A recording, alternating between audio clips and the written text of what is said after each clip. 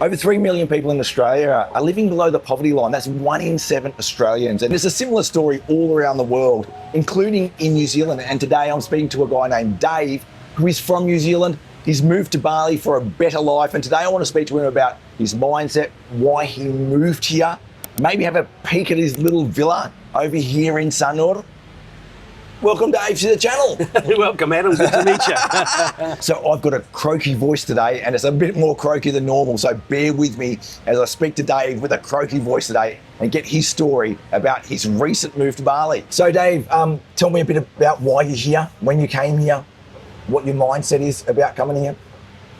Okay, I have been living in Fiji for the last 2 or 3 years. Right. Hadn't been to Bali for probably 15 years and was reconnected to Bali by my ex-business partner. So I've had a few trips over here, and last year I was over here for a 2-month stint. I went back to Fiji, and when I was back in Fiji, it just wasn't the same. I couldn't settle. So I came back again for another 2 months to make sure I wasn't wearing rose-tinted glasses, which clearly I wasn't because I'm here. And that led me to renting a villa. Right. But essentially, Fiji, as with Bali, I retired early and I was looking for a better lifestyle, weather, cost of living, etc. Yeah. So how long have you been living outside of New Zealand for? It would be coming up 4 years now. Yeah. So did you go to Fiji as soon as you retired, or did you have a break between when you stopped working and going overseas? I'd always dreamt of living in Fiji. I've had a long 30-year love affair with Fiji, and I had retired. I'd retired early, but I was at a point where all of a sudden my 2 little fur babies that I had, and they passed away, and also I was single. I didn't have a relationship, so I just suddenly thought, now's the time. Now's the time to give it a go. Why not? And what am I doing here? They're correct. And that's when I upped sticks and went to Fiji. Yeah. And so when you talk about value for money, and is that one of the concerns about living in a place like New Zealand, is how far your dollar goes, or? Well, I got to the point in New Zealand, like a lot of people, where you start to think, I'm just overpaying the amount of money that they want for a variety of things over there. And apart from the weather in Auckland's a little bit, it's not exactly the best. So definitely going to Fiji was about upping my lifestyle and having a more affordable life. And Fiji's like that. I mean, Fiji's almost an identical climate to Bali. Many similarities. It's a beautiful place, for sure. So what was the attraction to Bali? So you made the switch. What was it that you sort of went, oh, I think I want to live there now? Is there like is there a feeling that you can't describe, or is it something more tangible? Oh, I mean, everything. Any particular metric you choose to throw at me, Bali tops Fiji on every metric. And we're talking about living here, not as a tourist. Because they're both beautiful destinations as a tourist. Absolutely. So I say to people, Bali's 5-star, Fiji's 2-star. You've got world-class everything here. World-class hospitals, world-class infrastructure, almost zero crime. So on every level, Bali is better.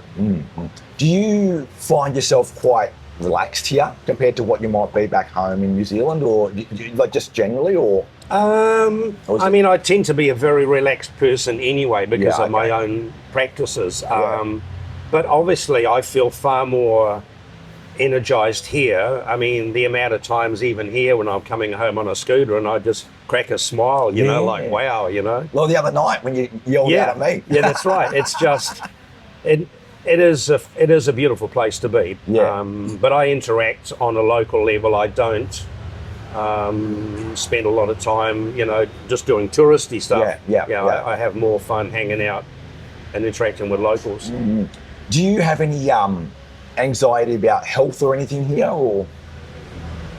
No, not at all. At least not now. I had a little bit of a scare just recently. It was nothing too bad. I had a major allergic reaction to something. Wow. And ended up in the the medical clinic that Okay. a friend of mine had told me about in Sanur Yeah. blew me away. Wow. Absolutely. So what happened? Oh, I basically turned red like a lobster, Ooh. and I went in there, and the local doctor guy in there recognised what was going straight away, hooked me up to everything, gave me an injection, antihistamine. Wow. I came right within about half an hour. So upon that happening, I realised, yeah, I mean, the medical is here. Wow. And funnily enough, I'd only asked my friend, as I did in Fiji, I'm at home on my own, who do you ring? Yeah. And he said, go and see this guy. And that's Wow. where I went. Wow. So no, I don't have any concerns with medical, but of course, you've got to make sure your insurance is sorted. Right. Yeah. Okay. Yeah. How do you handle insurance? What are you paying like a commercial insurance policy? Are you? Well, at the moment, my credit card insurance covers all of my Yep. medical and other insurance up to so many months of the year. I think Yep. it's 6 months. And then the balance of that, I just pick up private Yep. insurance. And in the future, you'll have to get some sort of international health insurance policy, probably, won't you? Well, that's what will happen in this particular time of being here. I will organise more stable things Yeah. moving forward, whether it's medical. I've also got to look into my visa options. Yep. I mean, I've got 6 months worth at the moment. Yep. So I've got a few little minor logistical things that I'll work through. So you're on a I don't know. C1. Yeah, it's like the one, the social budaya, like cultural visa or something like that, isn't it? The one where you have 2 months, isn't Yeah, it? it's just like a visitor visa. Yeah, Yeah. so you get 2 months, 2 months. Yeah. Yeah, that's yeah. right.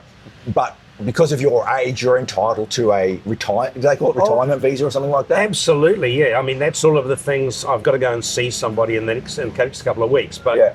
yeah, you've got all of that option, just Yeah. like I had that option in Fiji. So, but again, I've got to navigate the best way forward, because I'll always leave here, as I did in Fiji, for the wet season. So I go back to New Zealand mid-December, Yeah. come back early March. So Yeah. I avoid the worst of the wet Yeah. season Yeah. and catch up with my children, grandkids, Yeah. Christmas, Yeah. New Year. Yeah, that's a good Yeah. one. So some of the fear that people have about living in a foreign country are visa issues. Now, for you, it's going to be straightforward because there is definitely a retirement visa proposition. But what about for people who are not at retirement age? Are there some options for them? Or, I mean, probably what you're doing now would work for someone who's not at retirement age, wouldn't it? Oh, absolutely. I mean, the other thing I wanted to point out about having done what I've done here is when I was here last time, I deliberately sought out locals and expats that were living here and got a lot of invaluable intel from Yeah. those people that have been here in some cases for many, many years. Yeah. So my guidance around renting and visa options came firsthand from them, Yeah. as did that doctor recommendation. Yeah. But no, Bali's got they've got a huge list of visas you can do. Yeah. So whether you're retired or not, the options are the good. I think the bottom line is they want you here as long as you're not working, isn't it? They don't want you to work here. That's the story, isn't it? Well, yeah, I mean, as there are a lot of countries that are attracting people, whether they're, the retirees, because it's a good way of funding their economy. Yeah. Obviously, they don't want you working. Yeah. So coming here like I do, it's a win-win for everybody. We're not taking anything away from the locals, Yeah. but we're putting money, as we are sitting here, into the local economy. And creating jobs, I guess. Well, our presence here, yeah, because a lot of people have house people Yeah. and maids and cleaners and things, yeah. Dave and I are actually just sitting down at a newish cafe called B Plus on the west side of the bypass here in Sanur in Bali. And this is our breakfast. This is a little omelette here that we've both got. And they're only 40,000, inclusive of all your taxes and charges.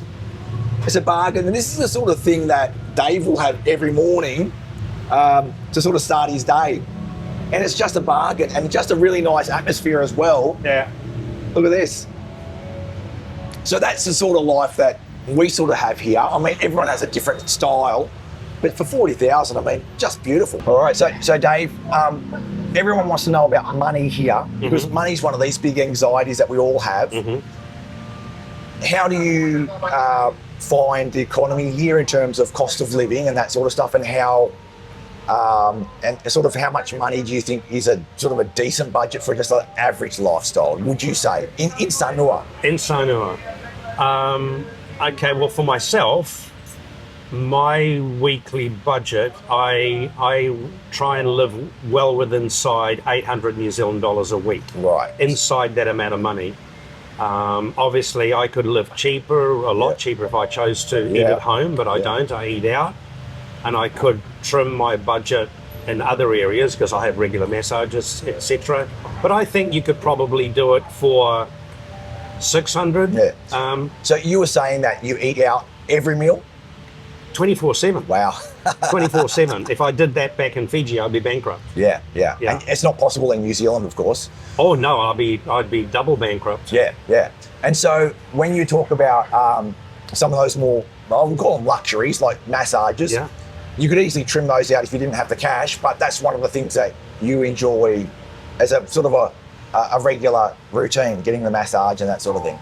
Oh, absolutely. I mean, those are the luxurious items that you can afford here on a regular basis. That, I mean, for one massage in New Zealand, I can have one almost every day here. Yeah. And I commented earlier, I've never eaten so well and healthy in my entire life, and that's eating out. And so when you talk about healthy, what are you talking about? What do you mean? I'm talking about nutritious food, fresh food, fruit, literally on every level. The range and quality of food here is just amazing. Yeah. So that omelette that we had earlier, it's not just a couple of eggs. They put veggies in it, chopped up, so you get a full nutritious breakfast for 40,000 rupiah. Yeah, mushroom in there and onion. Capsicum or whatever it was in there as well. Yeah. Right. So obviously accommodation around the world is very expensive now everywhere. What's your budget here? So before you came here, what did you have in mind as your budget for accommodation? Well, I based it originally on what I was paying in Fiji, which would have been around about 135 million here. Yeah. Where I am currently, it's 150 million for the year. A little bit more than possibly I wanted to pay, but I'm getting, in my view, quite a lot for that. Yes. And it is a nice little compound. So, and again, if that was in New Zealand, I'd be paying triple easy what I'm paying for that. Yeah. So just as a point, in Sanur, you can get places for 6.5 million, a little apartment if you want, per month. Which will have a swimming pool as well sometimes, depending on which place you get. But if you want your own private accommodation, prices go up substantially. Whether it's Western style as well, obviously goes up, modern or not, doesn't it? Yeah. I mean, I've got additional expenses as well. I just worked out my power's around about $80 a month. I mean, I've got the swimming pool running. I don't run the AC very often, just at night time to cool the room down. You use one of those tokens that you have to prepaid token. Yeah, that's easy to do. And my pool guy, he comes in twice a week and looks after the pool and grounds, and he's 120 a month or 1.2 a month. Yeah. It's not a lot of money, is it? No. Have a guy coming over. No. So we're actually going to go and see Dave's villa shortly. So one of the questions that I get asked a lot is, wouldn't you get bored if you go and move to Bali and don't have a job? Because for a lot of people, the job defines their life. But you've retired here, Dave. What's your take on whether you get bored when you don't really have a job here? Oh, I mean, different strokes and different folks. Yeah, I understand a lot of people, even in their own countries, cannot handle retirement because they don't know what to do. Right. But my routine here, or my daily what I do, is exactly the same as what I do anywhere. If you saw me in New Zealand, I'd be doing this, sitting down, having coffee in the morning. What I go about doing my day is essentially the same. I don't get bored. I mean, even on Newpie Day, Silent Day. Oh, love it. I mean, loved it. It was almost like the day went by so fast. Me too. I wanted another one. I don't need a lot to keep me entertained. I'm very happy being on my own. What about, so one of your routines is going to the gym a lot? Yes. Why do you go to the gym? Is it a mind and body thing, or what is that? No, I mean, I originally started going to the gym 25 years ago to put on weight because I was more than 20 kg lighter than what I am sitting here today. And it's just something that I've continued doing. I enjoy doing it. And it's part of me looking after my body and my wellness. I'm not anal about it. And as it turns out, the gym down here in Sanur, Paradise, if we want to give it a plug. It's next level. It's fantastic. You'll know that every time I go past Paradise, I always say that only people younger than me go to it. Not at all. Not at all. There's lots of expat retirees in there as well. Yeah. So what is it? What sort of gym is it? Is it like, do you get those Instagram types in there or anything like that? No, not really. It's not that kind of gym, which is one of the reasons I like it. It actually tends to be a very mature clientele in there. There are younger people as well, but across the board, it's a very... People are in there to go and work out, not just to take pictures of themselves. And you've got the cafe down below, you've got cardio area up top with an ice bath, hot bath. Wow. It is just fantastic. It's not the cheapest gym in town, but you get what you pay for. Yeah, yeah. Do you because you actually look quite young. You're 68, is that right? Correct. Yeah. I mean, so the working out is obviously really helping out in your fitness levels as you get older. Oh, absolutely. I mean, it's a well-known fact these days that especially resistance work and strength work is highly important for people throughout their entire life, and it enables your body in so many ways as you age. Right. I mean, but again, it's just part of my life. It's what I do. I'm not fanatical. Some people may think I am. I just do 4 days a week, that's all. Oh, okay. No more than an hour. Do you sort of alternate the days, or is it 4 in a row, or...? No, I mean, I generally do Monday, Tuesday, Thursday, Friday. And the weekend is off, Mm-hmm. Do you ever get sore muscles or anything like that from overdoing it? So you've got a good routine. I've been doing it for years. I mean, I used to compete. I used to be a competitive powerlifter, Oh, did you really? And that only stopped about 12 years ago. Oh, right. Oh, that's an amazing story. Yeah. Okay. Do you have a membership to the Paradise Gym? Yeah, there it is there. There's my membership. Yeah. And is that for a month-to-month thing, or is it? Yeah, I mean, like any gym, you can buy a daily pass, you can buy a monthly pass, 2 months, I think, 6 months, and an annual pass. Okay. Yeah. All right. Yeah. But you're saying it's a more expensive one than some others, but it's definitely worth it. It's worth it. Yeah, it's definitely worth it. I guess one of the important things, well, what's important to me is learning language. And Dave was telling me that you're actually going to a language school now here in Sanur, is that right? Yes, I researched them when I was back in New Zealand, and I was surprised to find there was a language school right here in Sanur, not far away. So I emailed them while I was in New Zealand and registered once I arrived. So I'm now going 2 sessions a week, one-on-one with a teacher here in Sanur. And how is it structured? Is it like a lesson plan, or do they have some sort of curriculum, or how do they progress you through the steps? Oh, yes, it would appear that they've got their own structure. In fact, I have my own school book, which it's a structured book that it appears. So it's a very structured, and the teachers seem to be very intuitive as to where you are at a certain point and how to interact with you through that learning process. That's one thing that amazed me. And do you find that you need to go home and maybe do a little bit of practice on learning some vocab or something like that, or how are you handling the external aspect of it outside of the class?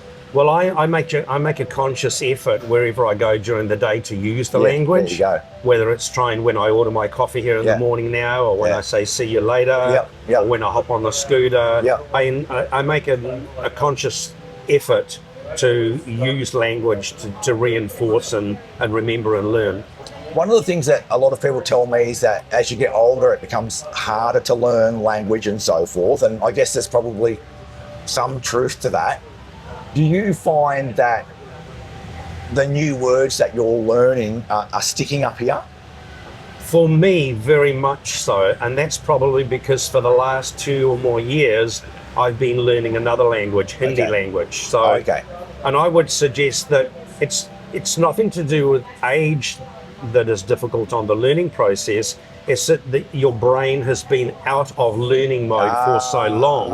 But once you start, so it's hard to learn anything later in life simply because you haven't been to school for so long. But now I'm actually appear to be picking it up reasonably well, and my retention is better than what I expected. Well, Dave actually, when we met each other, actually greeted me in Indonesia, which I was shocked by because when I met him last time, he didn't have much. So you're actually getting those phrases locked in pretty quickly. Oh, absolutely. And I use ChatGPT, not only ChatGPT, but also Google Translate. So on my phone, I've got a stock list of phrases that I've saved. And if I'm not sure what to say, I can scroll back and have a look. Stock phrases are really handy. Yeah. But the locals here are very, very happy to interact and enable the process. Well, I think it's one of the keys to getting below that surface layer is to get that next level down. If you're moving to a new place, it's handy to have that next level down of social interaction as well through the local language, isn't it?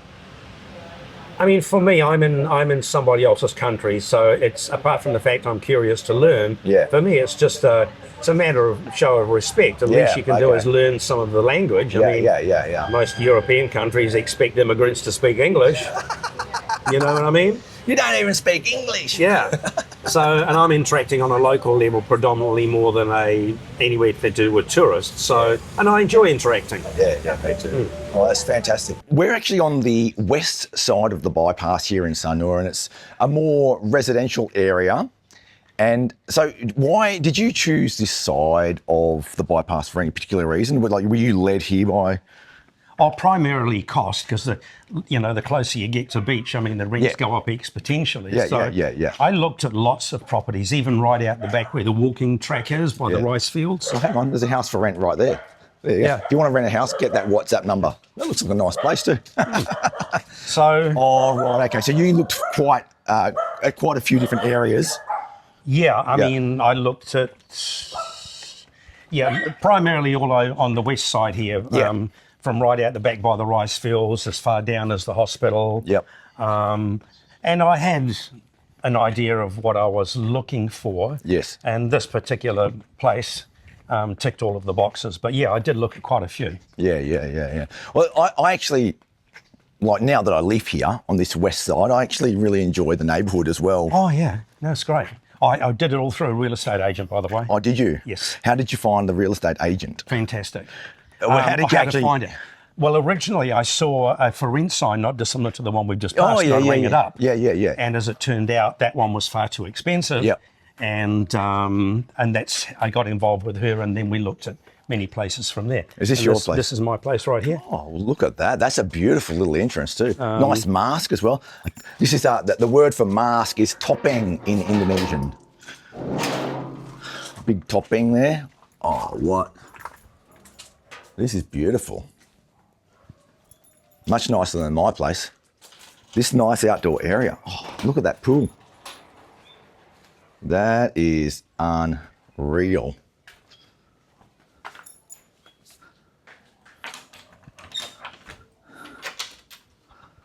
Mate, I reckon you've stumbled upon a gem here.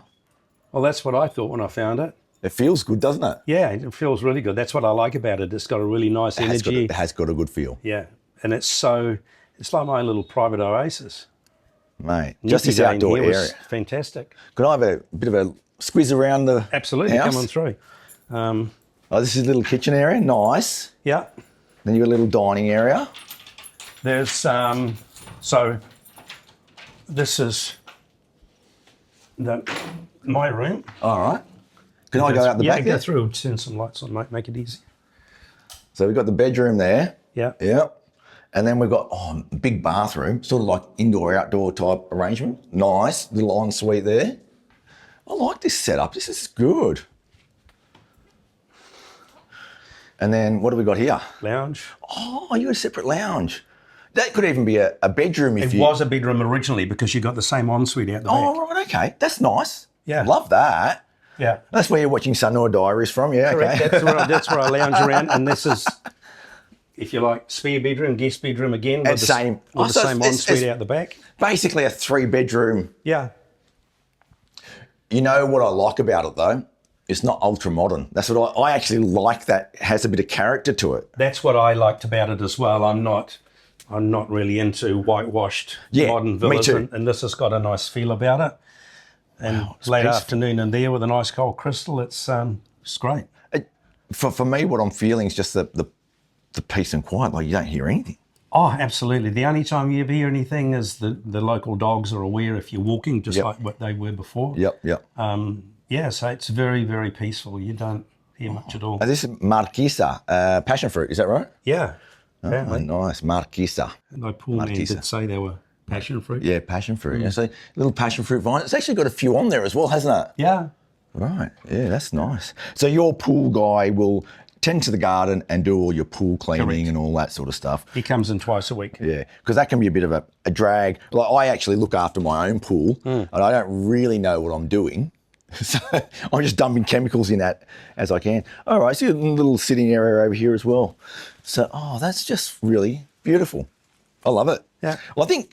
So, how much did you say you're paying for this? 150 million. Yeah. I mean, for me, I don't know exactly what the going rate is, but it feels reasonable for me for something like this. Yeah, well, I think so. There are other local friends of mine. They think I'm paying a bit too much, and I could get it for more. But I'm happy with what I've got for the time being. Yeah. Especially in I know in Sanur in recent times, property prices have been a bit sort of frothy and a bit sort of a bit ridiculous in places. So I think for what you're paying, it sounds all right. Maybe you could get it cheaper, but who cares? Find out when the lease comes up next. Yeah, when your lease comes up, you might have someone else competing for it. It might go up. Or not.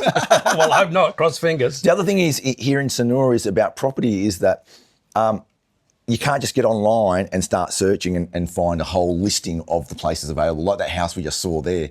You've got no idea how much it's going to cost until you on WhatsApp them or whatever, do you? Yeah, and I mean, this was originally 175 million. It was on the local Sanur property real estate agent's website. They were there. Yep. But yeah, it definitely pays to be on the ground and looking around. Yeah. I think that's one of the keys, isn't it? Don't commit to something until you get here. Yes, yeah, and do your homework and spend some time here sniffing around and get the feel for what's going on. And that was invaluable for me and all of that local intel that I got from existing people that live here. Yeah.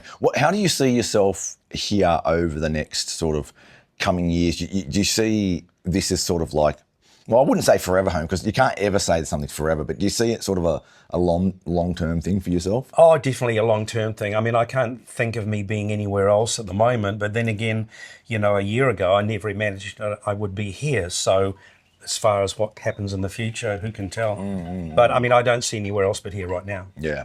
What if you found a place you liked more in Bali? Would you be willing to move if you said, I love Lavina, I'm going to go and move there? You could do that, I guess, couldn't you? Oh, absolutely. But at the same time, I've got, tick boxes that I like to have around me. So if it ticked all those boxes, as this does, then definitely I'd consider a move. Yeah, so you things like your gym, maybe social interaction. Oh, yeah, all of that. Yeah. So what I really love about Dave's story here is that it proves that at any age, at any time or any stage of your life, you can make a big move like this. And moving overseas can feel like a big move, but it's definitely possible. Definitely possible. And Dave sort of proves that you can go and do it, go and explore new places, get a really great place to live at what I reckon is a pretty good price. So thanks, Dave, for being on the channel. Really appreciate being on the channel and sort of explaining what it's like moving here to Bali and all the different ins and outs that you've sort of gone through. And I really hope it works out for you here. Terima kasih banyak, sampai jumpa. Terima kasih, yeah. Yeah. Thanks, Dave. If you're interested in more of this sort of content on the channel, make sure you hit that subscribe button to keep up to date with all things Sanur. I'll catch you next time and sampai jumpa.